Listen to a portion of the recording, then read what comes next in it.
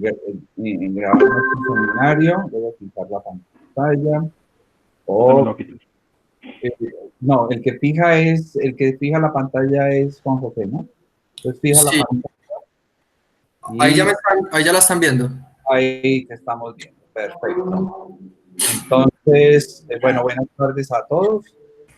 Hoy tenemos el gusto de escuchar el trabajo que realizamos a través del profe Edgar y con Juan José, eh, estudiante del programa de maestría en física de la Nacional, quien ya defendió, y entonces lo he invitado muy afectuosamente a que en este seminario, que es nuestra casa, pues nos presente su investigación, sus resultados, eh, que no lo había hecho anteriormente. Entonces, pues bienvenido. Y entonces, pues a Juan José le fue muy bien en la defensa, entonces una persona versada en el tema, y pues espero que haya muy buenas preguntas. Entonces, sin más preámbulo, le damos lugar a la presentación de Juan José. Bienvenido Vladimir también, que está allí. Eh, Gracias. Muchísimas gracias. ¿Sí me escuchan bien? Sí, señor. Ah, bueno, listo. Esperen, estos audífonos a veces como que molestan un poquito. Bueno, pues muchas gracias por la invitación y pues por estar acá. De verdad que la idea desde un principio fue presentarles, pero bueno, todo se salió un poquito de control para todos, entonces no pudimos cumplir con ese objetivo, pero acá lo estamos cumpliendo después de haber sustentado. Entonces, bueno, el trabajo con el que estuvimos trabajando bajo la dirección del profesor Edgar, el profesor Herbert y un exalumno y compañero de ustedes, Santiago Echeverry, en estos momentos también doctor, pues los tres doctores estuvieron trabajando, y yo estoy trabajando con ellos en este trabajo que se llama Efecto del acople mediado por fonones sobre la interacción radiación-materia en sistemas bioexcitónicos acoplados a una microcavidad óptica. Entonces, pues vamos a ver cómo nos va. Espero que nos vaya también bien hoy. Bueno, como no es un secreto para ninguno y como es bien sabido, estamos ante la segunda revolución cuántica y pues se han estado abriendo algunas áreas como la comunicación, la implementación, computación cuántica, metrología cuántica, y estas áreas, digamos, del conocimiento que cada vez se van enriqueciendo más, están haciendo, no solamente están aportando nuevas tecnologías, sino que van a hacer que nuestra forma de vivir cambie, pues, en el diario, como podría ser los televisores, en la comunicación, en teleportación de información, como lo podría ser en seguridad bancaria, e incluso seguridad pues, en nuestros bolsillos, por decirlo de alguna forma. Entonces, hay diferentes áreas que van contribuyendo a enriquecer cada una de estas, y una de ellas es la electrodinámica cuántica de cavidades, que es propiamente en lo que se basa o el área en el que trabajamos en esta tesis. Entonces, pues yo creo que es bien conocido para muchos, pero voy a repetir para algunos por si de pronto hay alguno que no lo sepa. La electrodinámica estudia, digamos que la interacción entre la radiación y la materia, la electrodinámica cuántica, entre la radiación y la materia. Y dentro de las de cavidades es porque está inmersa, digamos que en dos espejos, o está inmersa en una microcavidad, como lo tenemos en un esquema un poco pintoresco acá a la izquierda. Tenemos un átomo en forma de caricatura que está interactuando con la radiación que está confinada entre dos espejos. Entonces vamos a tener un parámetro G, que es el parámetro de interacción entre nuestro átomo y nuestra radiación. Vamos a tener emisión espontánea, que la vamos a denotar como gamma, y vamos a tener kappa, que van a ser los fotones que van a lograr escapar de nuestros espejos o de nuestra cavidad. Dependiendo de cómo sea la interacción entre el átomo y la radiación, vamos a tener diferentes regímenes de interacción, dependiendo de qué tanto interactúe, por decirlo de alguna forma. Entonces vamos a tener régimen de interacción débil si los fotones que son emitidos por el átomo después de una desexcitación no logran reabsorberse, sino que se escapan. Ahí tenemos un régimen de interacción débil. Tenemos un régimen de interacción fuerte cuando esos fotones logran ser reabsorbidos. Y tenemos regímenes de interacción fuerte y ultrafuerte cuando este parámetro de interacción G va a ser del orden de la frecuencia que está confinada dentro de la cavidad. Fuerte cuando están del orden y ultrafuerte cuando están, pues es 10 veces más o mayor.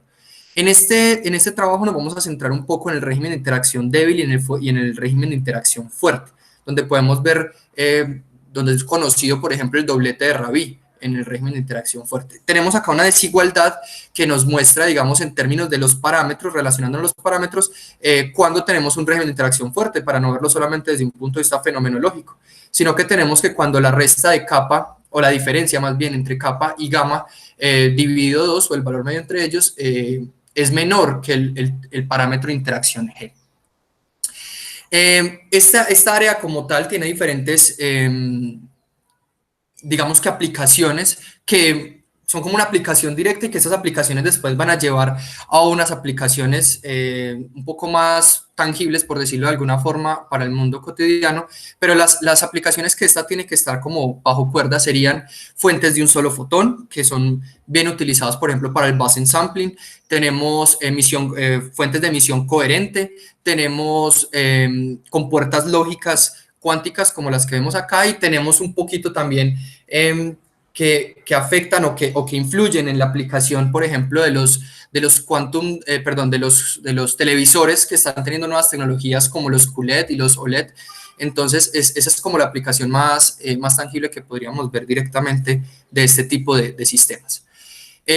Bueno, aunque eso es un trabajo teórico, es importante mostrar que se pueden construir desde un punto de vista experimental y que vamos a tener diferentes formas de confinar esta radiación y materia, como lo tenemos micropilares, como se puede ver en el panel A, en forma de Fabry-Perot, donde tenemos como una rejilla de Bragg en la parte de arriba, diferentes espejos, lo cual nos va a confinar nuestra radiación, y acá el puntico rojo sería nuestro punto cuántico o nuestro átomo artificial, que también uno podría decir cómo crearlos, pero hay diferentes técnicas de crecimiento de puntos cuánticos, como la de Stransk-Kastranov, me disculpan ahí de pronto la pronunciación, en donde podemos crear este tipo de confinamientos de energía de 2 niveles o de 3 niveles, de diferentes niveles, dependiendo de cómo sea la técnica, digamos, utilizada. Tenemos también microdiscos, tenemos cristales fotónicos donde podemos confinar, y bueno, tenemos microesferas, tenemos diferentes, digamos, sistemas experimentales que se pueden tener para confinar la radiación. Haciendo un poquito un vuelco histórico por lo que es ese trabajo, para contextualizar un poco, es importante mencionar que la dinámica de excitación de los puntos cuánticos dentro de la microcavidad digamos que fue desarrollada por Tejedor, o fue mostrada por Tejedor en el 2003 más o menos, con Perea y con Porras, donde nos muestran cómo estudiar pues, físicamente o matemáticamente esta fenomenología. Entonces nos muestran toda esta dinámica, cómo la podemos estudiar, y nos muestra, y a partir de ella, acá tenemos, por ejemplo, otro artículo del 2004, donde nos muestra cómo van a ser los espectros de emisión cuando tenemos interacción débil y cuando tenemos interacción fuerte. Entonces, acá, como podemos ver en la línea roja, ese sería el espectro de emisión, o los máximos, más bien, uniendo todos los máximos de emisión del espectro de fotoluminiscencia para diferentes temperaturas, incrementando temperatura hacia abajo. Entonces, vemos que cuando tenemos un régimen de interacción débil, casi que el punto cuántico no logra ver, y hago comillas ahí, no logra ver a la cavidad. Entonces vamos a ver que los espectros prácticamente no interaccionan, o sea, no están interactuando mucho en nuestro sistema. Entonces van a pasar de largo, por decirlo de alguna forma, como lo podemos ver en esta gráfica. Pero si tenemos, si tenemos una interacción en un régimen fuerte, vamos a notar que los espectros de emisión van a ser como si no se chocaran, o sea, no alcanzan a cruzarse, sino que por el contrario buscan repelerse, por decirlo de alguna forma. Eso es lo que se tenía hasta ese momento. Pero experimentos que se empiezan a tener a continuación, pues, hechos por ejemplo por Génesis, como lo mostramos en este artículo, como se muestra en este artículo, perdón, y diferentes colaboradores, nos muestran que no necesariamente esos espectros se van a comportar así. Y abren una pregunta, porque la dinámica que nos había mostrado Tejedor hasta el momento respondía a los espectros que anteriormente se mostraron, que tenían esta forma. Pero en estos artículos nos muestran que no necesariamente tiene que ser así. Entonces se abre una pregunta para la comunidad científica. Entonces, teóricamente, ¿cómo podemos explicar que los espectros no se comporten como deberían en principio? Entonces empieza, digamos, una contribución científica para tratar de explicar estos fenómenos, y una de las explicaciones fue decir, venga, y si en la dinámica tenemos en cuenta el desfase dipolar, o sea, las vibraciones de toda la red, si tenemos en cuenta eso dentro de nuestro sistema, podríamos explicar, digamos, esos espectros que en principio no se podían explicar. La comunidad científica, digamos que no había estado como muy de acuerdo, ya que las temperaturas a las que trabaja el desfase dipolar, o que tiene mucha influencia el desfase dipolar, van a ser temperaturas altas, y el experimento se había hecho a temperaturas relativamente bajas, entonces no necesariamente este efecto se tenía que tomar en cuenta como como se creía, pues. En el 2010, Tawara vuelve a hacer un experimento y muestra que efectivamente tenemos un espectro anómalo. Ya les voy a mostrar más adelante qué se refieren con anómalo, y lo mostró para un punto cuántico dentro de una cavidad y para dos puntos cuánticos dentro de una cavidad, y experimentalmente muestran que sí hay un corrimiento en el espectro y que hay como un fenómeno anómalo, por llamarlo, como lo llamaron de alguna forma. Entonces, pues seguía la pregunta abierta. En el 2018, publicado en el 2019, Arteaga, el profesor Herbert, el profesor Edgar, lograron, digamos que, encontrar teóricamente un argumento que daba un poco explicación a este corrimiento, y no necesariamente era dado a unos fonones de la red, de toda la red, sino unos fonones acústicos de una red local, algo un poco más cercano, que sí tienen contribuciones a temperaturas más bajas, o por lo menos que su contribución es mayor, tiene una proporción mayor que la del desfase dipolar. Entonces, eso abrió una puerta a esta investigación, esto dio una hipótesis, y nos preguntamos si esta respuesta que ellos dieron para un punto cuántico, porque ellos lo dieron para un solo punto dentro de una microcavidad, ¿será que estos fonones de la red local también iban a responder la fenomenología para dos puntos? Entonces, explicando un poco el experimento que presentó Tawara en el 2010, ellos tenían una microcavidad de un cristal fotónico, en medio pusieron un punto cuántico, depositaron o crecieron un punto cuántico más bien, pues fue bombeado con un láser, como lo mostramos acá. Obviamente la muestra se puso dentro de un crióstato, este empezó a emitir, la emisión se colineó con el objetivo y logró meter, pues digamos que llegó al espectrómetro para poder graficar o poder obtener las frecuencias en las que estaba emitiendo, en la cavidad en la que estaba emitiendo el excitón. En este caso no habían puesto cercano, digamos que las distancias no eran las necesarias. Cuando hablo de distancias, son distancias energéticas, no estaban en resonancia. Por tal motivo tenemos como esta separación. Lo que podemos ver en la gráfica izquierda, en la parte de acá, tenemos el espectro de fotoluminiscencia para diferentes temperaturas. En X se muestra el espectro de fotoluminiscencia, o los máximos del espectro de fotoluminiscencia del excitón, y con azul y la C son los espectros de fotoluminiscencia o los máximos de la cavidad. Al lado derecho son solamente los máximos, y se muestra esta curvatura para el excitón y esta línea recta, por decirlo de alguna forma, para la cavidad. Esta curvatura ya había sido explicada sin necesidad de interactuar con la cavidad por ahora, ya había sido explicada por Varshney en el 67, y tiene donde se muestra esta forma funcional con la temperatura. Entonces, ¿qué pasa cuando yo pongo en frecuencias resonantes, o cuando pongo en sistemas cerca de la resonancia? Entonces, esto es lo que ellos encontraban experimentalmente. Entonces, acá a mano derecha muestro la gráfica que mostré en principio, lo que se esperaba de la emisión del punto cuántico de la cavidad para un sistema donde estuviera en un régimen débil, y lo que vemos, muestro en la parte superior izquierda, en el panel A, muestro que la frecuencia, el espectro de emisión de fotoluminiscencia de la cavidad, que en principio era una línea recta, como se mostró anteriormente cuando no había resonancia, empieza a tener un corrimiento para unas temperaturas más o menos de 30 Kelvin, empieza a tener un corrimiento acercándose a las frecuencias del excitón, del punto cuántico. Acá se muestra el espectro de fotoluminiscencia, y a mano derecha se muestran los máximos. Entonces acá se logra ver, o se logra identificar más este corrimiento. Miren que en principio debería seguir derecho, pero acá tenemos un corrimiento hacia la frecuencia del excitón, este codito, por decirlo de alguna forma, y perdón abusar un poco del lenguaje, este codito es el que llaman anómalo en este espectro de fotoluminiscencia. En la parte de abajo tenemos, ellos logran hacer también ese mismo experimento para dos puntos cuánticos inmersos en una microcavidad, y muestran que también tenemos estos coditos o este corrimiento, este fenómeno anómalo.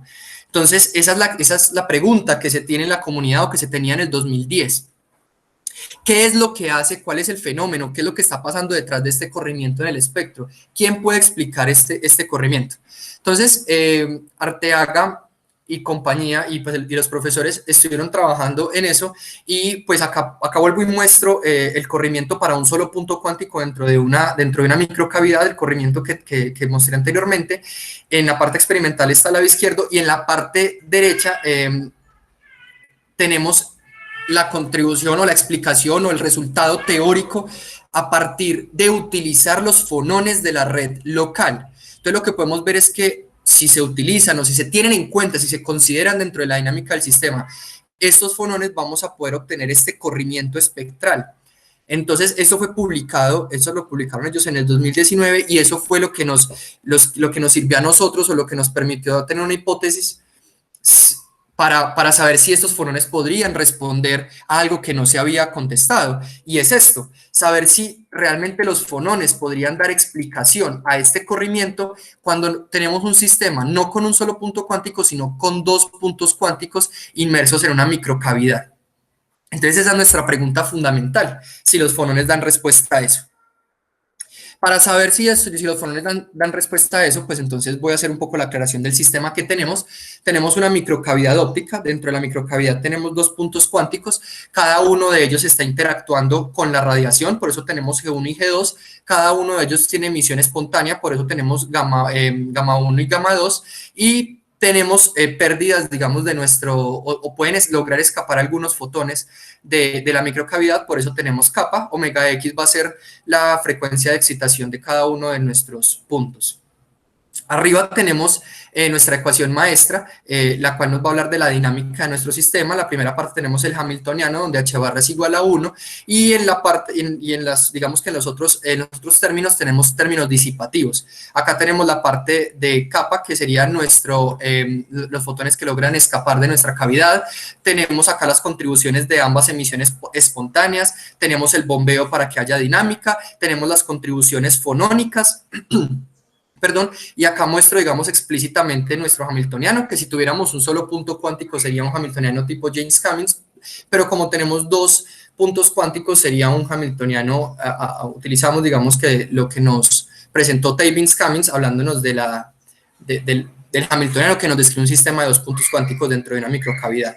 Entonces acá tenemos omega x sub i, que sería la frecuencia asociada a cada uno de los puntos, y g sub i, que sería el parámetro de interacción de cada uno de los puntos. Como estamos hablando... ¿Puedo preguntar? Sí, señor, yo supongo que sí. En cualquier momento. ¿Se consideran los dos bombeos, tanto de excitón para cavidad? Solamente estamos considerando excitón, acá tenemos solamente el sigma. O sea que no hay bombeo de cavidad. No, señor. Bueno, gracias. Bueno, señor. Listo, entonces acá, bueno, hay que tener en cuenta una serie de aproximaciones. Por ejemplo, estamos confinando un solo modo, eso se permite a partir de la construcción volumétrica. Tenemos un solo modo confinado, podemos simplificar el sistema a sistemas de dos niveles, eso también es posible experimentalmente. Tenemos interacción dipolar y aproximación de onda rotante, es decir, en la interacción dipolar lo que tenemos es que la longitud de onda es, digamos, que mucho mayor que el tamaño de nuestros puntos, y la aproximación de onda rotante es que no estamos considerando términos altamente rotantes.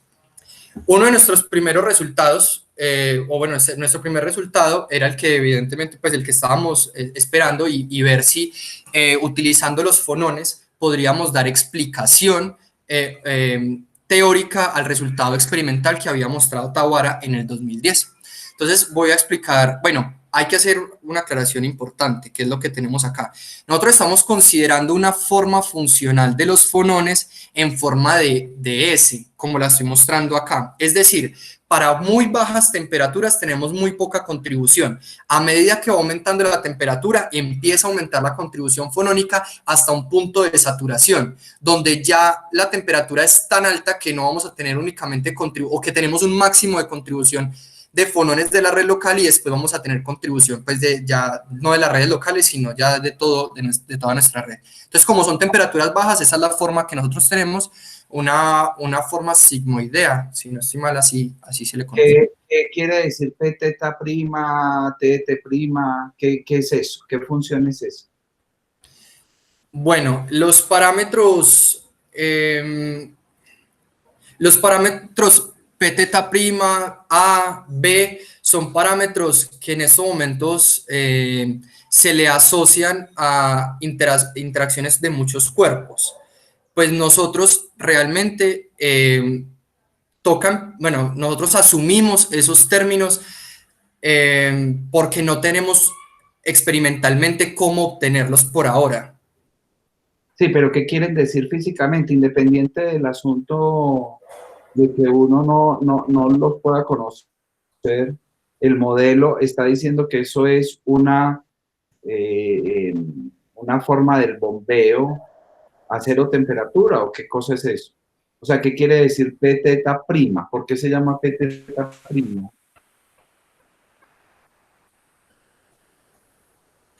Yo entendería que eso es como una corrección del bombeo sin efectos de temperatura, y el factor que aparece ahí como una distribución de Boltzmann, Sí. o relacionado a la distribución de Boltzmann, pues va a hacer como la corrección con la temperatura.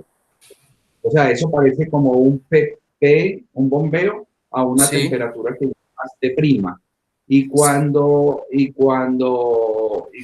tienes T diferente, entonces esa es la manera en que se modifica ese bombeo, los efectos de ese bombeo. Sí, ¿Es señor. correcto? Sí, señor. Sí, Ok. sí, de alguna forma, este parámetro, digamos, fonónico P sub teta, lo que me está haciendo es bombeando o dando un poco de energía, digamos, al sistema a partir de las interacciones fonónicas de la red local. Entonces, es de alguna forma un bombeo, sí, señor. Bueno, continúo. Entonces, lo que podemos ver O sea, señor. mi pregunta va, o sea, si tú vas a relacionar esa expresión que tienes del bombeo, es porque tú vas a conocer a una temperatura el efecto del bombeo. O sea, sabes, a esa temperatura T prima, ¿qué bombeo tienes? Y entonces quieres con esto modelar que si cambias la temperatura, manteniendo ese bombeo que suministras externamente, el efecto del bombeo inducido real en el sistema es un bombeo corregido por la temperatura T. Sí, señor. Ok. En efecto, sí, señor. Entonces eso es lo que quiere decir esa expresión, ¿vale? Sí, señor. Muchísimas gracias por la aclaración.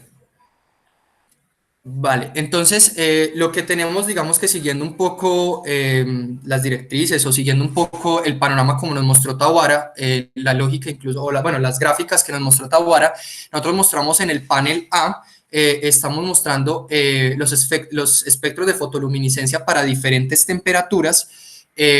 Con C denotamos los máximos de la cavidad, con X sub 1 mostramos los picos asociados al excitón 1, con X sub 2 los picos asociados al excitón 2.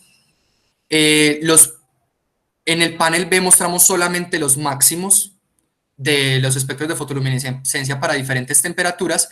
De color azul son los resultados obtenidos por nosotros, pues los resultados teóricos, y en color rojo.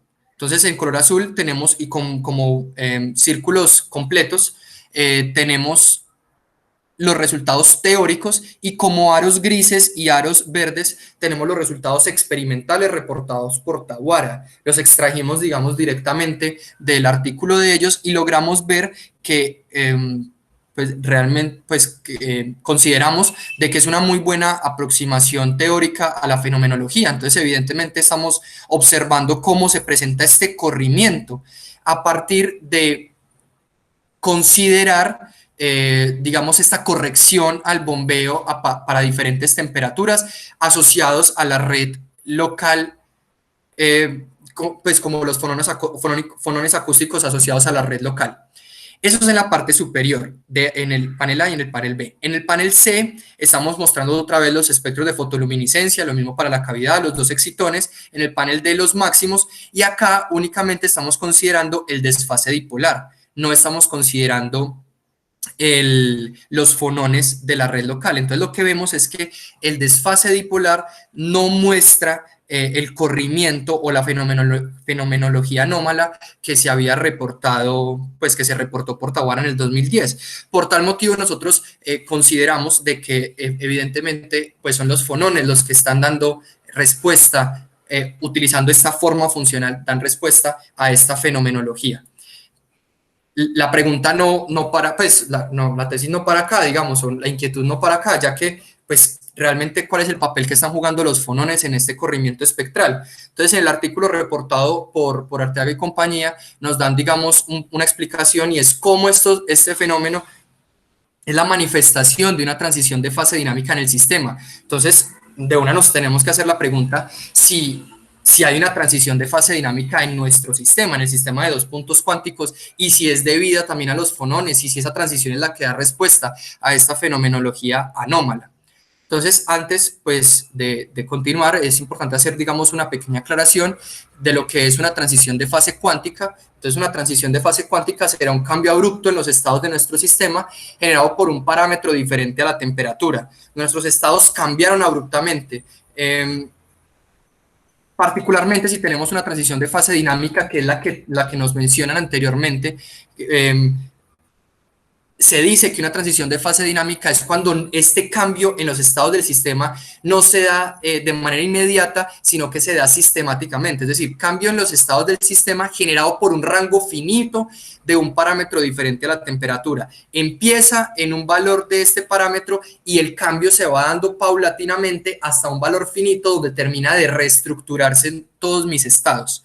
Esta definición es dada por Ingrid Ruther en este artículo, donde habla de transiciones o transiciones de fase dinámicas en sistemas cuánticos. Entonces, las transiciones de fase dinámicas están relacionadas con la formación de estados colectivos para un rango finito de un parámetro, los cuales a su vez están asociados con la generación de puntos excepcionales del hamiltoniano. Entonces ahí suena como un juego de palabras porque nos metieron dos conceptos nuevos, como lo podría ser estados colectivos y puntos excepcionales, y uno, bueno, pero ¿de qué se trata? Entonces uno va y lee un poquito a Ruther años atrás y ella ya había dado un poquito de claridad sobre puntos excepcionales, sobre transiciones de fase, sobre colectividad, y estas transiciones de fase, perdón, esta colectividad y estos puntos excepcionales van a estar definidos a partir del operador evolución. Es decir, tengo mi sistema, tengo un operador evolución que es el que me va a hablar de la dinámica o la que me permite entender o la que me permite saber cómo va a ser la dinámica de mi sistema, y los autovalores asociados a ese operador son los que tienen las siguientes características. Entonces, o son los que a partir de los cuales se definen los siguientes conceptos. Colectividad, contribución de los estados a una misma fenomenología. Es decir, todos los estados de forma colectiva empiezan a contribuir, digamos, a una misma frecuencia o se reestructuran de tal forma que todos tengan la misma distancia energética. Y los puntos excepcionales son los puntos en los que se bifurcan los autovalores. Entonces, pues ya en la siguiente gráfica vamos a ver a qué se refieren con la bifurcación de los autovalores para que sea un poquito más claro. Antes de eso, pues uno debería preguntarse, pues, cómo hacer que mi ecuación o mi ecuación... ¿Tú por qué hablas de transición de fase en un sistema abierto? O sea, devuélvete a la diapositiva anterior. Cuando arrancas la discusión hablas de transición de fase cuántica, y entonces uno podría hacerse aquí la pregunta de por qué necesitas pensar en que hay una transición de fase dinámica y no estudiarlo como una transición de fase cuántica genuina.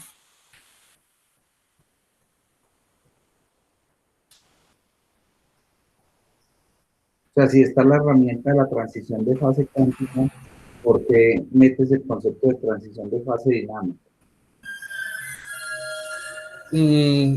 Bueno, consideraría que es porque no vemos un cambio, digamos, abrupto en la reestructuración de los estados, sino un cambio paulatino.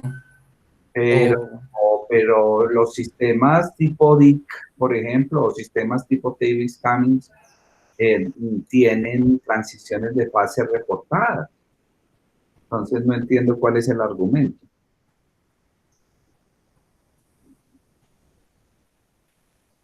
aquí tienes varios átomos y eso en principio decir que no tiene una transición de fase cuántica, pues no lo veo muy claro, ¿no?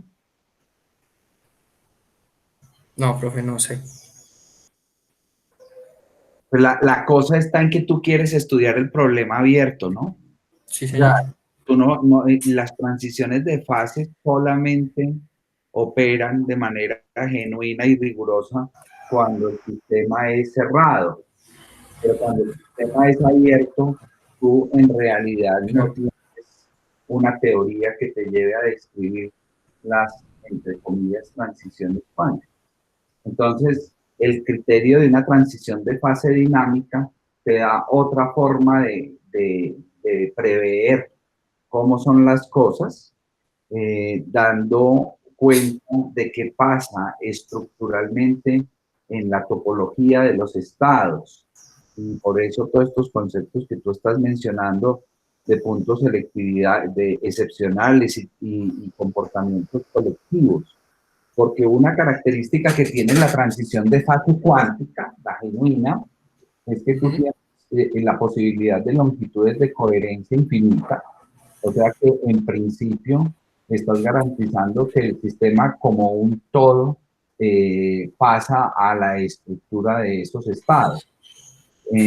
Cuando tú tienes disipación, tú no tienes en principio esa certeza y entonces pues hay que echar mano de otras descripciones y la de transiciones de fase dinámica es una forma de abordar el problema a través de su estructura topológica, es decir, tú puedes mirar propiedades del sistema y si bien no estás en el régimen termodinámico, de campo medio y cosas de esas, pues sí tienes unas posibilidades de describir el sistema a través de estas propuestas, ¿no?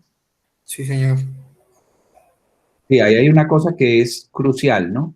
La transición de Sí, fase cuántica es una teoría que solamente aplica de forma genuina y rigurosa si tú tienes un espacio cerrado. Es decir, si una formulación hamiltoniana es completamente válida. Pero si tú te sales de ese esquema y te vas a un esquema de sistema abierto, donde tu evolución ya considera los aspectos de la disipación, ahí ya no puedes aplicar esa teoría. Y entonces esta alternativa de enfoque que tienes a través de las transiciones de fase dinámica, pues te permite caracterizar el sistema desde otra visual, ¿no? sí, señor. Sí, muchísimas gracias por la aclaración y bueno, yo creo No sé que si alguno de los otros estudiantes, don Vladimir o alguno quiere decir algo sobre esto, que son personas que trabajan permanentemente en cosas de transiciones. Juan Pablo.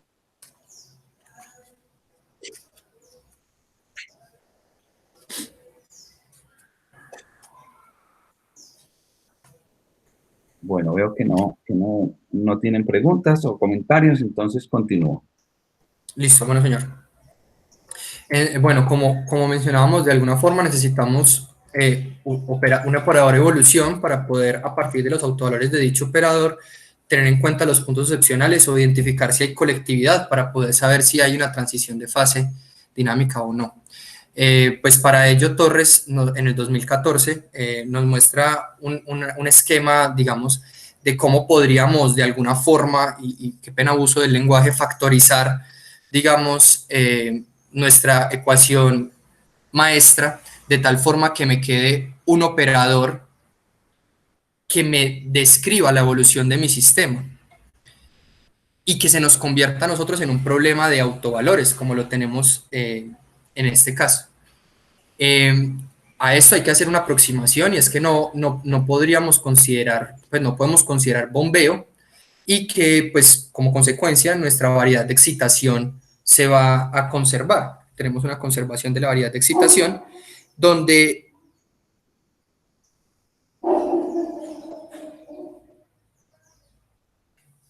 la variedad de excitación nos va a dar cuenta o nos va a dar información acerca de las contribuciones totales de los fotones y de los excitones. Entonces acá tenemos un problema de autovalores donde donde lambda nos va a describir los autovalores propios de este operador evolución. Nosotros no vamos a considerar, esto se vuelve un problema, digamos, matricial, y si nosotros consideramos, nosotros necesitamos considerar nuestro sistema no NM, sino NN-1, hablando de las variedades de excitación. Entonces, si yo considero NN-1, voy a tener la contribución asociada a los espectros de emisión, que es cuando, digamos, tenemos una, una contribución propiamente de uno de los niveles a una de las variedades a la variedad anterior. Entonces, los primeros resultados, recordemos que nuestros sistemas son 2 puntos inmersos en una microcavidad. Entonces, los primeros resultados que hicimos o en los que trabajamos es donde no tenemos interacción entre los excitones. Entonces, cuando tenemos estos 2 puntos, pues digamos que hay muchas configuraciones que podríamos tener. Entonces, acá en la parte superior muestro todos los parámetros que se han utilizado, que son los mismos parámetros que utilizó Tawara en el 2010, con unos cambios. ¿Cuáles son los cambios? Que el punto 2 en esta, digamos que condiciones 1 son esta configuración, qué pena ahí por el perro que está ladrando mucho, pero vamos a considerar que nuestro punto 2 está en resonancia con la cavidad y que el punto 2 es el que presenta en este caso interacción fonónica. Entonces, aquí vamos a graficar los autovalores. En la parte izquierda, en el panel A, tenemos los autovalores de la parte real de los autovalores del operador evolución.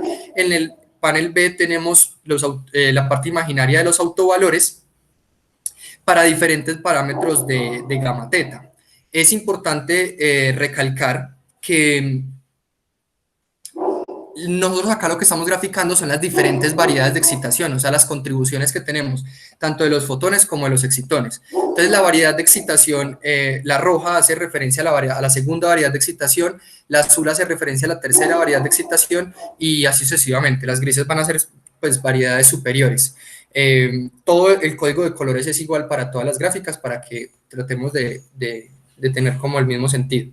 Entonces, lo que podemos ver en la parte izquierda, que la parte real de los autovalores me va a hablar de los anchos de línea del espectro, y la parte imaginaria de los autovalores me va a hablar de los máximos del espectro de emisión. Entonces, lo que podemos ver es que tenemos una contribución o tenemos unos autovalores reales que coexisten, digamos, hasta un punto del valor de gamma teta donde hay una bifurcación. A medida que, digamos, que esto se ensancha, lo que estamos viendo es que el ancho de línea va a tener un mayor ancho, valga la redundancia, y eso lo que nos está diciendo es que va a contribuir al fondo de emisión o al background. Entonces, digamos que lo que vamos a considerar son los anchos de línea, digamos que se comprimen un poco, que se adelgazan o que van a ser más definidos, ya que son los que realmente van a contribuir a nuestro espectro de fotoluminiscencia, o los que van a rescatar. Entonces, todas las líneas punteadas, que son los anchos de línea que aumentan, no los vamos a tener en cuenta para, digamos que para el análisis. Entonces, si tenemos en cuenta únicamente los anchos de línea que disminuyen y graficamos la parte imaginaria de estos autovalores, lo que vemos es que los máximos van a empezar a cambiar, digamos, sus valores a medida que gamma teta va aumentando. Entonces, lo que vemos es que para variedades superiores tenemos que hay valores de gamma teta menores para los cuales hay un punto en el que coexisten y empiezan a emitir a una misma frecuencia. Este punto donde coexisten es lo que se conoce como el punto excepcional. Es importante que acá la variedad de excitación 2 vemos cómo es la última, o digamos la que se demora un poquito más en términos de gamma teta para llegar a su coexistencia, y vemos esta región sombreada donde todas las variedades de excitación ya están emitiendo a la frecuencia de la cavidad, pero la variedad 2 aún no ha llegado, digamos, a emitir a esa misma frecuencia. En esta región podríamos decir que están coexistiendo 2 regímenes de interacción. El régimen de interacción débil, que es cuando emiten a la misma frecuencia, y el régimen de interacción fuerte, cuando tenemos emisión, digamos que de 2 picos. Recordemos que esos son los máximos. Entonces tenemos como si algo característico del régimen de interacción fuerte, que es el doblete de Rabi, y una emisión a la misma frecuencia, en este caso de la cavidad, ya que es lo que estamos graficando. Entonces, digamos que esta región va a ser una región importante, ya que es una región de coexistencia de ambos regímenes de interacción. Para las condiciones 2, entonces lo que cambiamos es que no le dimos, digamos, interacción fonónica al punto 2 y lo sacamos de la resonancia. Entonces lo que vemos es que acá lo mismo, en la parte izquierda estamos graficando la parte real de los autovalores, entonces aquí lo que estamos mostrando son los autovalores que realmente vamos a considerar, los que su ancho de línea disminuye, y lo que vemos en el panel D o en el panel de la derecha es que se generan, digamos que dos comportamientos análogos al que reportamos anteriormente, es decir, va a haber un punto de las variedades donde todos empiezan a emitir a una misma frecuencia, pero se nos da a dos frecuencias diferentes, uno a la frecuencia de la cavidad y otro asociado a digamos, al desfase que hay entre el punto y la cavidad. Entonces vemos que también acá efectivamente hay una región de coexistencia de ambos regímenes para este estado que, digamos que acá ya me puedo atrever a decir que es un estado colectivo, ya que lo que estamos viendo es que todas las variedades están emitiendo o están, digamos, contribuyendo a una misma fenomenología, en este caso a contribuir a una misma frecuencia de emisión. Y digamos que para la formación del segundo estado colectivo tenemos esta misma brecha o este mismo rango en donde coexisten los dos regímenes, pero el rango es un poquito, o esta región es un poquito más estrecha, asociada a la frecuencia del desfase que hay entre el punto 2 y la cavidad. Entonces, haciendo un poco el esquema de a qué nos referimos cuando en principio las variedades para valores de gamma teta bajos empiezan a emitir a diferentes frecuencias y hay un valor de gamma teta en el que todas emiten a una misma frecuencia, lo que estamos viendo es que hay un valor de gamma teta para el cual ya todos los estados empezaron a emitir a una misma frecuencia, una reestructuración de todos. No se dio de manera abrupta, se dio de manera sistemática y eso está, digamos que, de acuerdo con la definición que dio Ruther en su momento de una transición de fase dinámica. Por tal motivo, para las condiciones que dimos en nuestro sistema, para las diferentes configuraciones, digámoslo así, tenemos una transición de fase dinámica, ya que estamos evidenciando dicha reestructuración.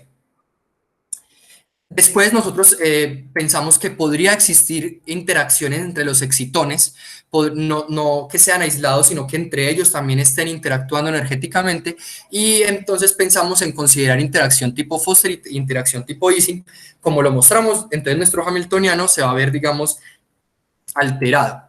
En el momento en el que nosotros consideramos estas interacciones interatómicas, hicimos, digamos, un largo estudio, o unos largos cálculos de diferentes configuraciones en donde solamente había interacción Foster, donde solamente había interacción Ising, y lo que vimos es que había formación de estados colectivos y la formación, digamos, de los regímenes, la coexistencia de los regímenes de interacción, cuando considerábamos unas altas interacciones interexcitónicas del orden de 10 veces G1. Recordemos que G es la interacción entre el punto y la radiación. En este caso, lo que nosotros estamos viendo, perdón, es la formación de un estado colectivo, bueno, de dos estados colectivos, pero solo uno de ellos muestra la coexistencia de las dos regiones de las que habíamos hablado. Es decir, tenemos contribución de la segunda variedad y una contribución central del resto de las variaciones, del resto de las variedades de excitación, perdón, de las variedades superiores. Mientras que en la colectividad o en el estado colectivo que se presenta en la parte superior, la variedad 2 y la variedad 3 coexisten. Entonces vamos a hacer el análisis entonces, bueno, siguiendo un poco el estudio que presentó Arteaga y compañía en su artículo, ellos estaban mostrando el estudio de cómo era la relación de los anchos de línea de las diferentes variedades de excitación para mostrar que efectivamente había un rango o un valor de los parámetros de gamma teta para los cuales los anchos de línea empezaban también a converger en un mismo máximo. Entonces, eso es lo que nosotros podemos evidenciar, digamos, acá, como sistemáticamente hay un valor de gamma teta para los cuales todas las variedades presentan una discontinuidad. O sea, una discontinuidad sistemática. Todas empiezan a buscar una contribución colectiva, entonces empieza a formar valga la redundancia, la formación del estado colectivo de todas las variedades superiores a la segunda. Y cómo la segunda variedad de excitación tiene un comportamiento, digamos, un poco diferente a las demás en términos de la relación de sus anchos de línea, pero después existe un valor del parámetro gamma teta para el cual empieza a comportarse o empieza a contribuir de la misma manera. O sea que hay un rango del valor de los parámetros donde empieza a haber una reestructuración con principio y con final. Por tal motivo, en este sistema donde también tenemos interacción entre los excitones, también existe una transición de fase cuántica. ¿Cómo interpretar la presencia de las interacciones excitón-excitón en un sistema con acoplamiento fonónico? ¿Qué es lo que está pasando? ¿Por qué la interacción entre ellos también me lleva a la formación de estados colectivos? Entonces, lo que nosotros hicimos fue encontrar un sistema efectivo o encontrar un hamiltoniano. Vamos a hacer un análisis únicamente hamiltoniano para identificar si de pronto las interacciones que hay entre los átomos y los fonones, perdón, me están anulando de alguna forma algunas de las interacciones. Entonces me explico. En principio, en el panel que tenemos a la izquierda, nosotros estamos teniendo en cuenta toda la dinámica con todas las contribuciones y empezamos a darle mucho valor a gamma teta. Un gamma teta muy grande, más o menos del orden de, si no estoy mal, es de 1000 electronvoltios. Entonces, cuando le estamos dando un valor pues muy grande a gamma teta, lo que queremos ver es realmente cuál es el límite, digamos, de nuestro sistema cuando llevamos el gamma teta a esos valores. Entonces, lo que estamos viendo cuando hacemos el análisis hamiltoniano es que gamma teta, al parecer, me está contrarrestando la interacción que hay entre el punto cuántico y la radiación, el punto cuántico único, el punto cuántico... Yo tengo una pregunta ahí, qué pena. Sí, señor. Es que, me genera un poco de curiosidad el hecho de que uno tome gamma teta tan grande, inclusive mucho más grande que la constante de acoplamiento. Se supone que ese gamma teta depende mucho de la constante de acoplamiento, ¿no? Porque Sí, no claro. es solo la temperatura del sistema, sino es también ese proceso de acoplamiento imperfecto que tiene el sistema, ¿no? Entonces, sí tiene sentido físico el hecho de que gamma teta sea tan grande. Bueno, lo que estamos haciendo solamente es considerar el gamma teta tan grande. Realmente en las otras no consideramos el gamma teta tan grande. En esto lo estamos considerando grande, es porque queremos ver en el estado, queremos ver cuál es la función en el límite de gamma teta en nuestro sistema. No es que en los demás hayamos hecho gamma teta grande, solamente en ese sistema lo que queremos ver es que para valores muy grandes, cuál es, digamos, el efecto que tendría en nuestro sistema para poder saber qué es lo que está realmente, digamos, contrarrestando en términos de nuestro sistema. No sé si me hago entender. Ok, sí. ¿Sí? Vale, entonces eso es lo que identificamos, es que efectivamente, efectivamente no, lo que vimos es que gamma teta de alguna forma me estaba desacoplando a los dos puntos en términos de fenomenología. Lo que estaba haciendo es contrarrestar la interacción que hay entre los puntos y la radiación. Hicimos... En la gráfica, ¿qué es verde y qué es violeta? Sí,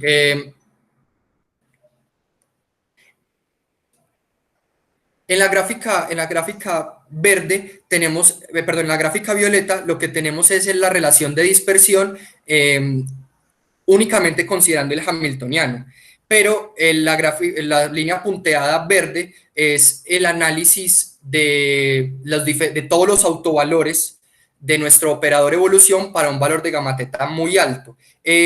Únicamente en este caso pues lo hicimos para diferentes transiciones, pero estamos considerando simplemente de la variedad 4 a la variedad 3. Pero no entiendo, o sea, el violeta, el violeta son los autovalores de H.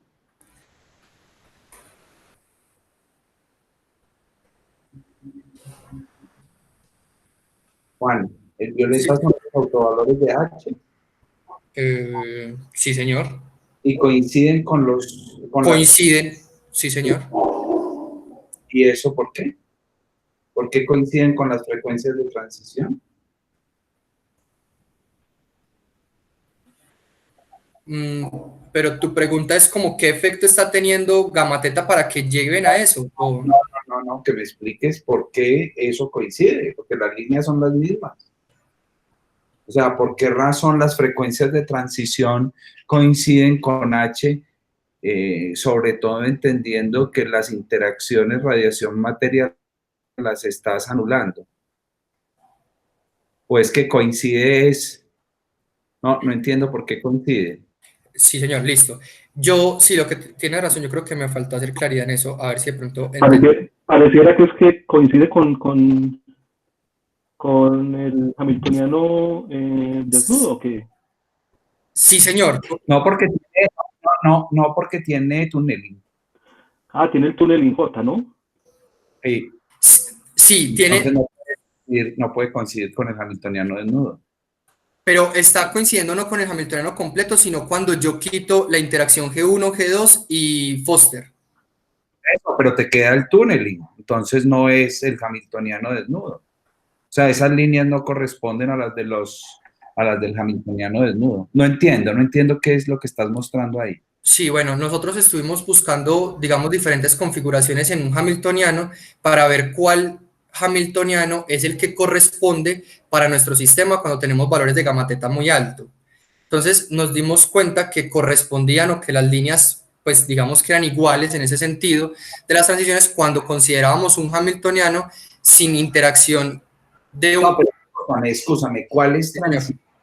Es que no entiendo. Si tú estás eliminando la radiación, interacción radiación-materia, no tienes transiciones.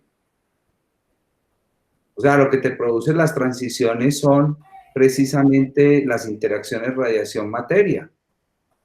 Si tú las eliminas, no hay forma de que transites de un estado al otro.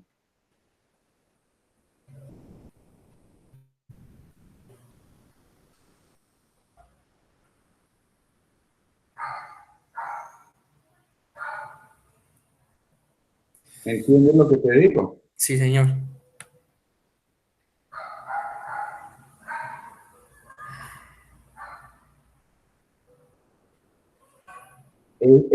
¿Cuánto vale la energía? Tú estás graficando en términos de delta 2.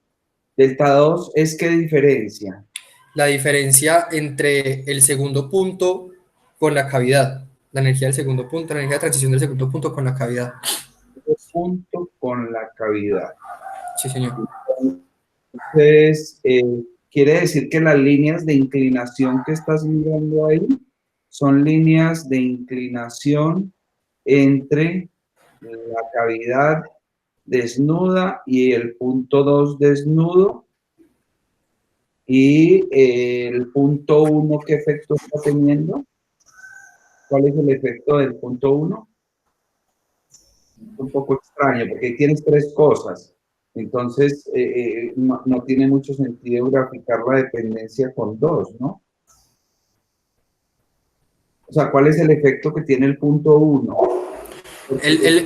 Sí. La interacción de J entre el 1 y el 2. Sí, lo que pasa es que, vamos a ver si esto responde de pronto a la pregunta. El punto 1 es el que está teniendo interacción con los fonones, el punto 2 no. Entonces, como hay interacción entre los dos puntos, estamos pensando que el punto 1, a partir de la interacción que hay entre los dos puntos, puede pasar, digamos, que interacción fonónica al punto 2 por medio de interacción interatómica. No, por eso, pero entonces en tu esquema de energías, esas energías no te están hablando de las autoenergías. O sea, es un poco confuso que tú coloques el hamiltoniano del sistema como un hamiltoniano total, incluyendo el efecto con el punto 1, mirando solamente la dependencia que hay entre el campo y el punto 2. Obviamente te van a dar líneas rectas porque son cosas que no se acoplan. Pero entonces ahí no entiendo es por qué las frecuencias de transición te dan en esos valores. No, yo no había visto eso, tienen razón. Pues no lo había mal hecho mío. Sí, pero no entiendo de dónde sacaste esas gráficas. O sea, la pregunta de fondo es esa. ¿Esas gráficas de dónde salieron entonces? No, profe, de verdad, pues, no, pues es que no, el argumento que le diga sería contradiciéndome, entonces no. Ya, ya, ya, ya. O sea, uno lo que haría ahí es pensar que vas a tener unas frecuencias de transición que en efecto yo no veo cómo el sistema puede transitar de uno a otro, ¿no? O sea, yo puedo tener distintas variedades de excitación, ¿no? Eso está claro, porque eso me lo da el espacio de Hilbert del problema. Pero ¿cómo puedo ir de un estado al otro si no tengo el mecanismo de interacción? Entonces no puedo tener transiciones. Una inquietud para que la pienses, Sí, ni tiene razón. no lo estoy haciendo de maldad, estoy simplemente No, tiene pensando razón. en lo que estás diciendo. Ahora, esto puede tener otra razón, y es que en efecto en el hamiltoniano no hay acople en la emisión, pero las transiciones son debidas a la disipación.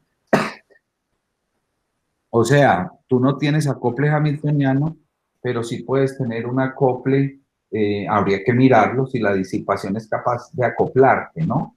De hacer algo parecido a lo que hace la disipación. Pero en principio, si en el hamiltoniano yo me voy al estado en el que no hay interacciones, en principio yo no tendría derecho a hablar de transiciones, ¿no? Sí, Entonces yo creo que esta diapositiva habría que acompañarla con un análisis de las transiciones, si son viables con la disipación, porque yo entiendo que la figurita ahí que tienes en verde, ¿cierto? El sí, esquemita señor. en verde, te está diciendo que eso vale, es para cuando tienes gamma teta, o sea, en principio tienes disipación. Sí, Entonces, señor. puedes tener un hamiltoniano donde esté apagada la interacción, pero puede quedar algún resquicio en la disipación. Sí, Por favor, ten esa pregunta por ahí en sí, mente para pensar. Vale. claro que sí, muchísimas gracias. Bueno, yo considero, y pues si me lo permiten, eh, pues si podemos dejar la discusión ahí porque pues no tendríamos, pues yo considero que no, me estaría pisando el argumento en estos momentos. Entonces yo creo que esas dos gráficas que son a continuación, digamos que son un análisis pues mal hecho por ahora, mientras puedo resolver esa primera pregunta. Si me lo permiten, no sé. Y Pero no importa, yo creo que deberías hablar de eso, de esas, para ver si podemos entender un poquito más listo. lo que estás diciendo. O sea, no importa si el análisis no es del todo completo, pero podemos entender un poco más. Bueno, señor. Entonces, cuéntanos aquí qué hiciste. Bueno, como nosotros estábamos buscando, digamos, como un sistema efectivo en principio para, para poder entender cuál era el efecto de los fonones, si me estaban quitando algún tipo de interacción, cómo me estaba desacoplando el sistema de alguna forma. Entonces nosotros, digamos que calculamos, hicimos los mismos cálculos, hicimos los cálculos de la fidelidad cuántica para, para sistemas con diferentes hamiltonianos para ver si realmente los estados, o más bien si nuestro sistema tenía pues fidelidad como tal. Entonces, el color azul o M1 representa el hamiltoniano con todos los términos que teníamos en principio.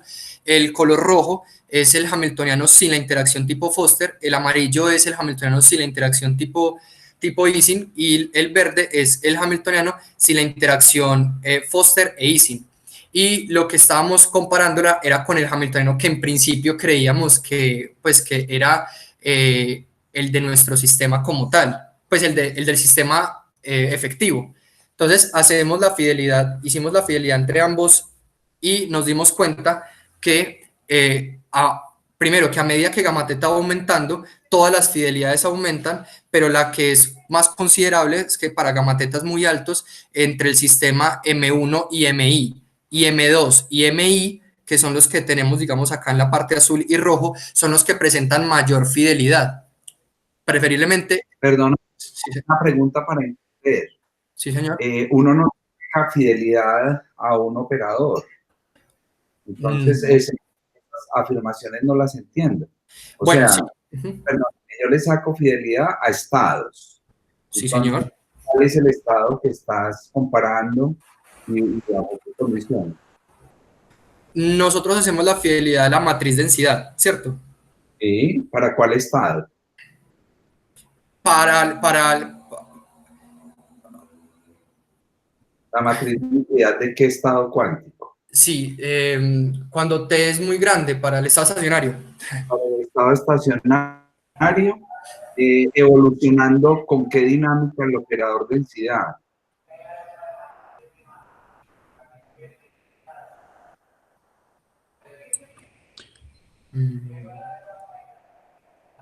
Juan, creo que el profesor se refiere a que tú estás comparando el estado estacionario que produce el hamiltoniano ese de arriba. Sí, correcto, sí, señor. Sí, o sea, yo estoy considerando este hamiltoniano dentro de, o sea, como lo único que estamos cambiando es el hamiltoniano, yo cojo la matriz densidad, digamos, eh, que tiene asociado este hamiltoniano y comparo No, no, esa no, allá. no, no, no, no, no. Estoy preguntando es, ¿con qué ecuación maestra estás trabajando para calcular el estado asintótico? O sea, tú estás haciendo ρ punto igual a 0 y de ahí el estado asintótico. Sí, Yo señor. estoy preguntando aquí eso. ¿Cuál es la ecuación maestra que estás usando para resolver el estado asintótico?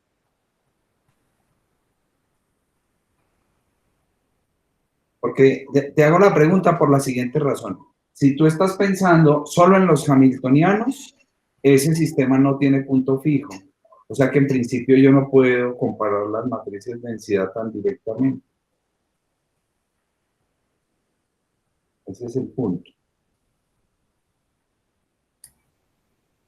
¿Cómo me puedo volver a repetir, profe, porfa? Qué pena. Si tú tienes la ecuación maestra, ρ punto igual a I sobre H barra ρ Sí, con señor. conmutador de ρ con H, y me hablas de estado estacionario, esa ecuación maestra no tiene punto fijo, o sea, no tiene estado estacionario de punto fijo, entonces yo no puedo comparar el estado tan directamente. Me imagino, porque la gráfica que tienes ahí es con disipación, que estás usando una ecuación maestra que incluye la disipación. Pero entonces, si incluye la disipación, la pregunta es esa, ¿qué tipos de disipación estás usando y cómo estás haciendo el análisis? Bueno, profe, pues la respuesta podría ser la misma ecuación maestra que planteé desde un principio, o sea, las disipaciones, por ejemplo, fonónicas, las disipaciones como capa, la disipación de emisión espontánea. Entonces, fíjate que ahí ya estamos hablando una cosa grave, porque tú no estás metiendo aquí un solo tipo de disipación y los efectos que tú podrías ver pueden estar correlacionados con las otras disipaciones. Profe, por qué dices que no estoy considerando disipación?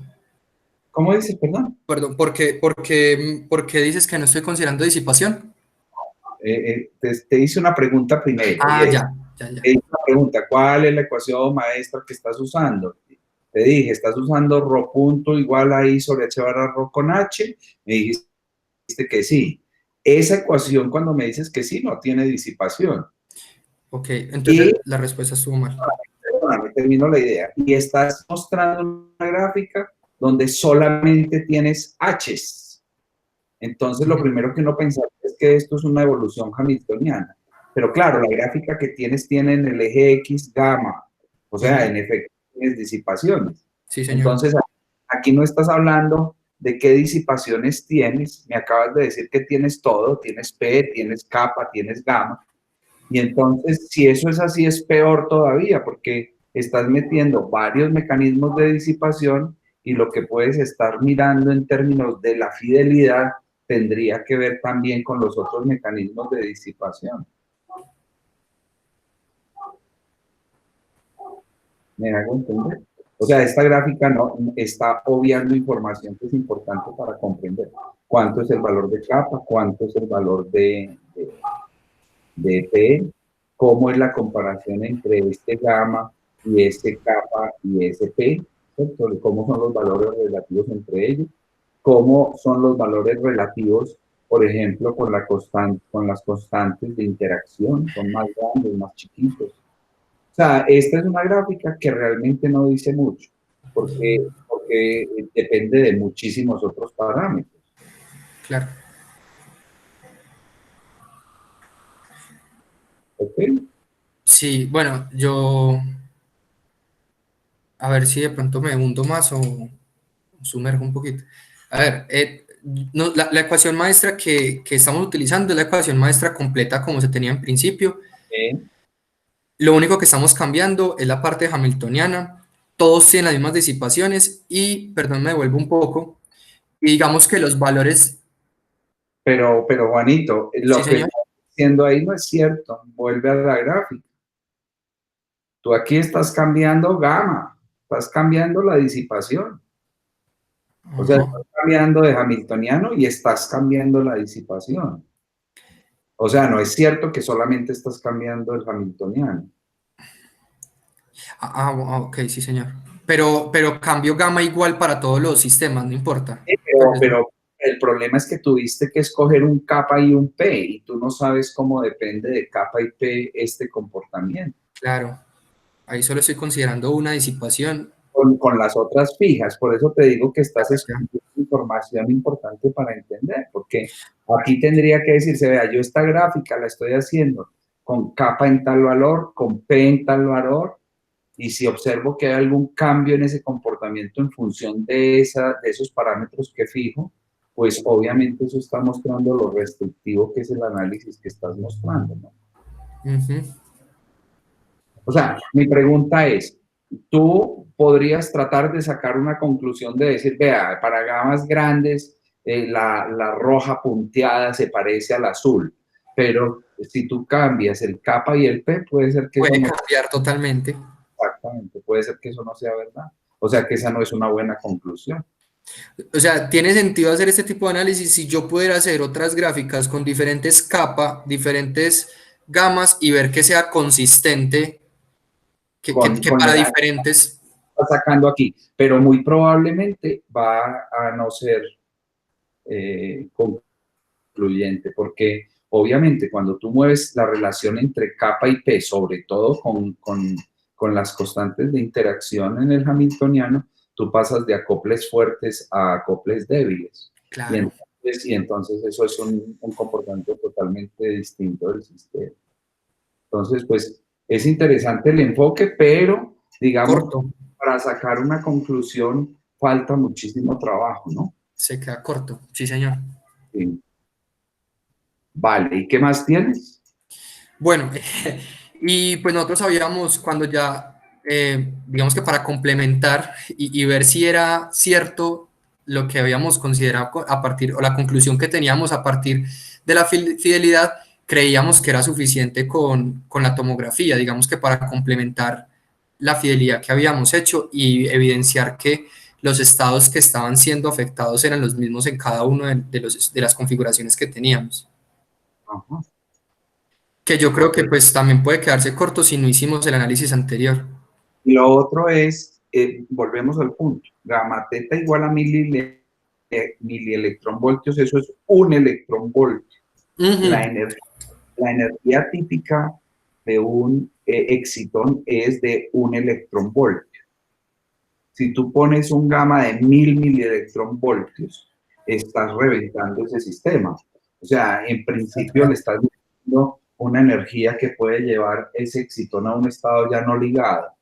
O sea, mucho cuidado con tomar parámetros físicos que estén por fuera de las realizaciones experimentales, porque, y de las realizaciones teóricas, ¿no? Porque todos esos estados que tienes ahí, con un gamma teta del orden de un electronvoltio, es muy probable que no puedan existir, que el electrón no permanezca ligado, que le está suministrando demasiada energía al sistema y eso tiende a reventar los estados ligados que tengas, ¿vale? Sí, señor. Puedes tener mucho cuidado con eso.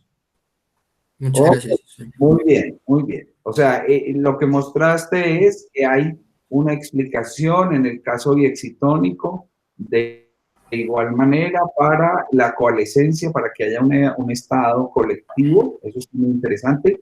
Estas otras cosas que has mostrado requieren de mucho más trabajo, a mi modo de ver, Mucho. porque obviamente, digamos, hay algunas restricciones de interpretación y de aplicación de los parámetros que que permitan, digamos, la comparación con posibles experimentos.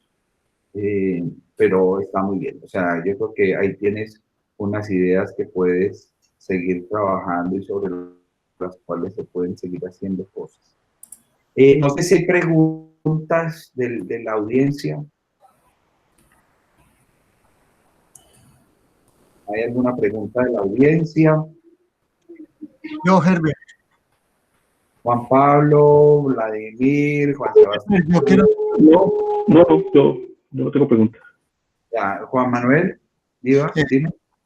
pues para Juan José, que pues yo estoy nuevo en estos temas de sistemas abiertos, me gustaría si en la diapositiva 11, si la puedes mostrar, a ver si me podrías explicar el bombeo, el nuevo bombeo que aplicas, el PTETA, porque yo siempre he visto que en el operador del Limblay está el operador que es el causante de la disipación del proceso incoherente, pero estoy hablando del segundo corchete.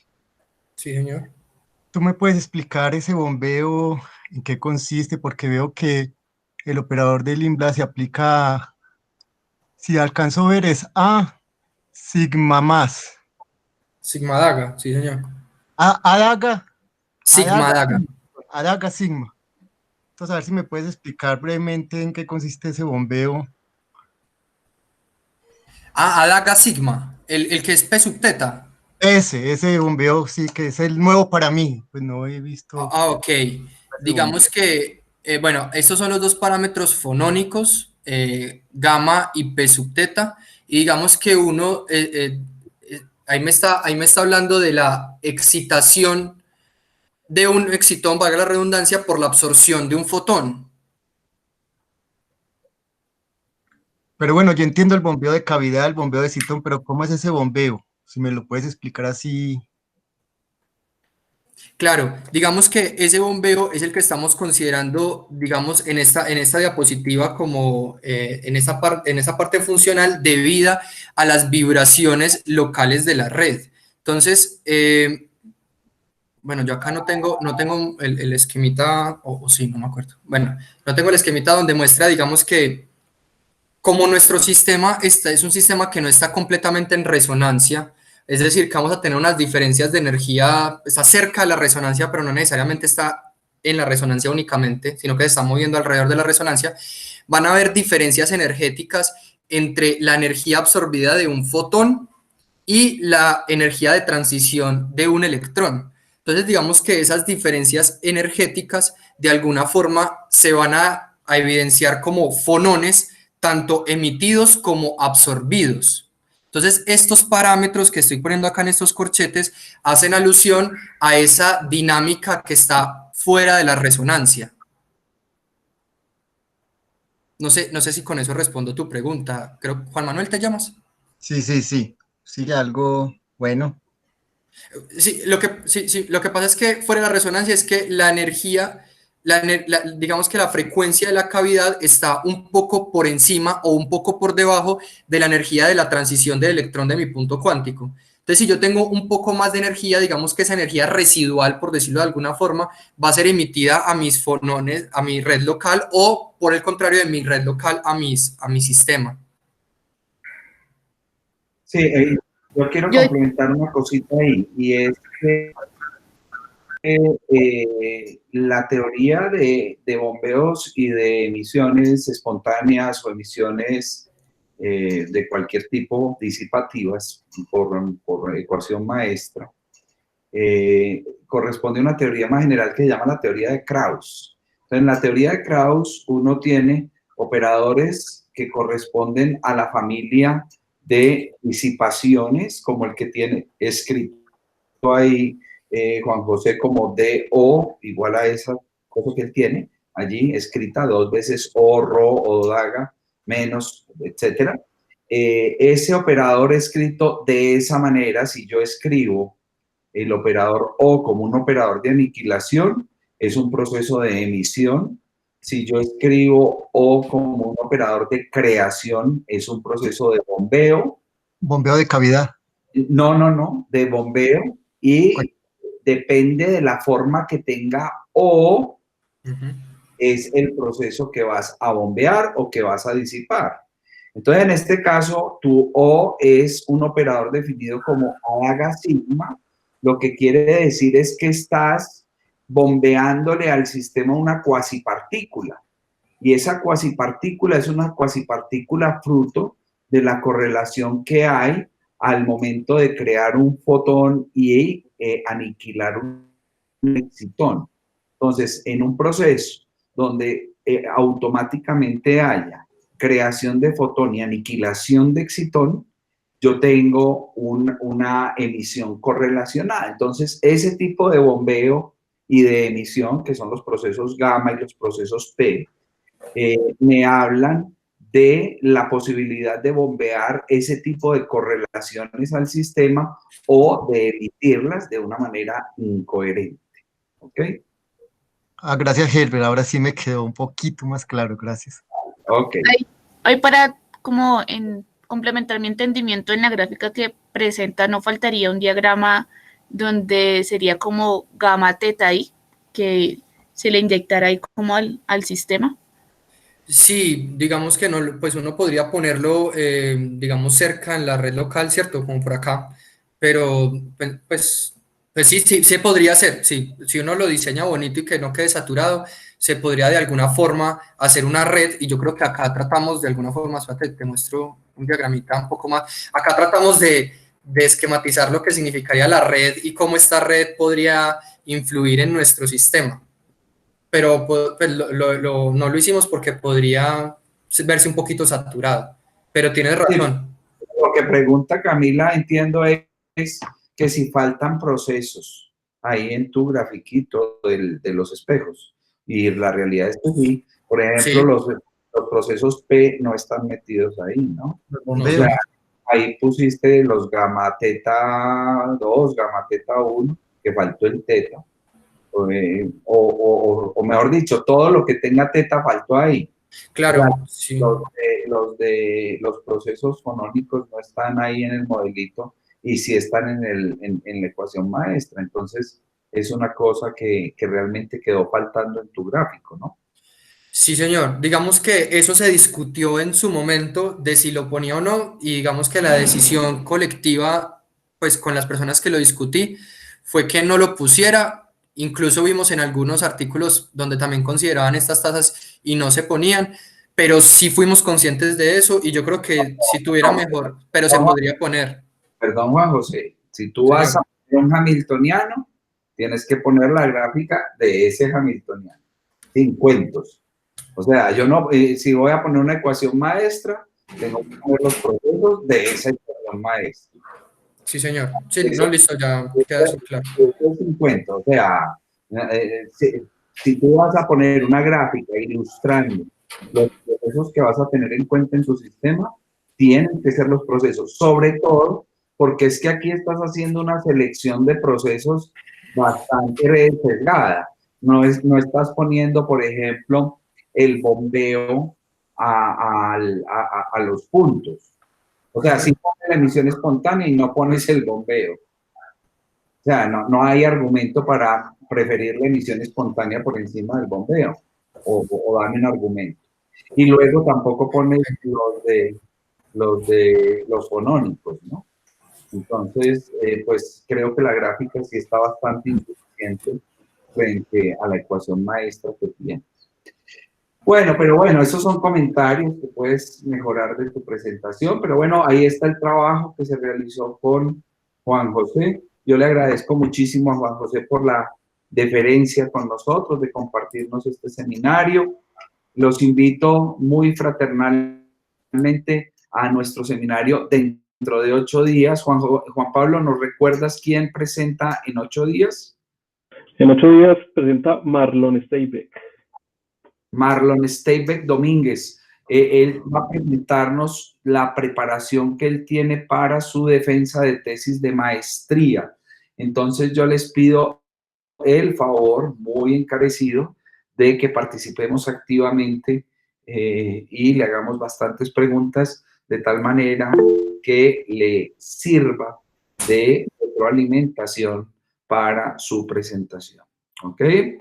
Bueno, les deseo un fin de semana muy agradable, síganse cuidando. Profe, Dime, Camilita. ¿es posible continuar con este horario? Pues no sé, los demás. Es que a mí me queda perfecto. Pues no tan perfecto, pero me queda más manejable, más maniobrable. A el resto de la comunidad nuestra, les queda A mí me bien parece perfecto. de 5 a 7, sí, yo creo que es un buen horario también, que no Buen horario. nos parte el día. Entonces, si no hay réplicas de este horario, pues lo podemos dejar en este horario.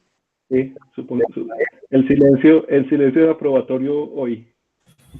Gracias, gracias. Encuesta. Ok, entonces nos vemos dentro de 8 días. Muchas gracias, que tengan un fin de semana muy agradable. Muchas gracias a todos. Hasta luego. Gracias. Hasta luego, que estén bien. Hasta luego, Juan, muchas gracias. Chao, chao. Chao, muchas gracias.